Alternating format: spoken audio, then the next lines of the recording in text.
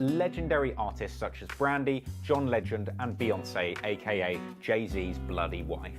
It was around this time that Frank actually signed a deal with Def Jam, a deal that would later prove itself to be as tricky as the guy that got him into it. Frank later said that he felt neglected by Def Jam, that he didn't have a relationship with the label, and he basically felt like he'd just been signed and stored away. Tricky later said in an interview that in hindsight, the deal was a huge mistake, and he just couldn't get Def Jam to get behind Frank the way that Tricky was. It was in 2011 that Frank made the first in a long line of major finesses against his record label. After being inspired by Odd Future and their own genius... Yo, could Drake do anything like this? I think the record labels are super smart. I ain't gonna lie. You know how genius Drake would have been if he...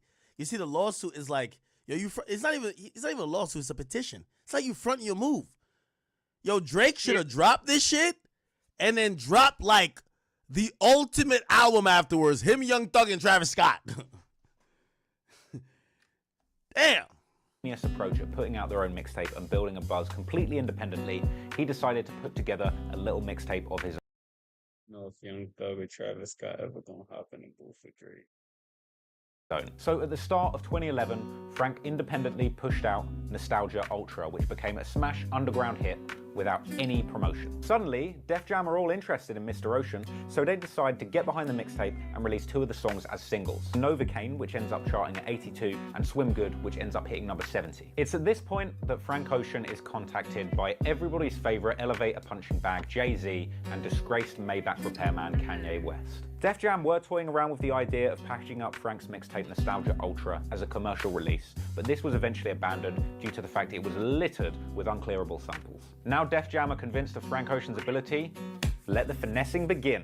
So Frank immediately demands $1 million and complete creative control over his debut album, which he gets. He wrote all the songs in 3 weeks and came with that heat. So in 2012, he drops his debut album, Channel Orange, and it's an absolute smash hit. It's got the hit songs Thinking About You, dropped until a year later when Frank Ocean released the song Hero as part of a series of songs sponsored by the shoe brand Converse. Then once again, silence. We don't hear anything from Frank right up until the end of the year, until about November, when he releases a snippet from the album which still doesn't have a title, called Memorize. More months go by, and it's only in April 2015 that Frank comes out and says that there's going to be 2 versions of his album and a magazine that's going to go along with it. It's in February 2016 that Frank pops up on Kanye West's legendary Life of Pablo album on the song Wolves, which is then unusually re-edited after it comes out to remove Frank's segment from the song. Frank's part is then separated into its own song, which features the very creative title, Frank's Track. Well done on that, Kanye. A few months later, in July 2016, Frank hints at the album coming out soon with a very cryptic video posted on his website. Do you really need... He did tell Ak it was on his website with construction man. Why should be the construction